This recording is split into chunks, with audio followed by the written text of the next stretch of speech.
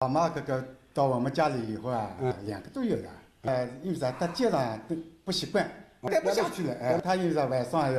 晚上睡到半夜就哭了，这么哭。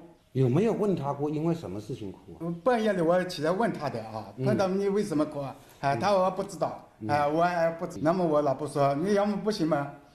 然后因为啥？我们是住在一起嘛，对啊，70个平方，面积比较小的，还小的。那实在不行嘛，要么等你，要么旁边租房子，对吧啦？对吧？这孩子还不行，要么抽板，他抽板也不行。那抽板呢，我说人家也难看的啊。可是还不行，要么送养老院啊。给养老院嘛，那再放这也正常。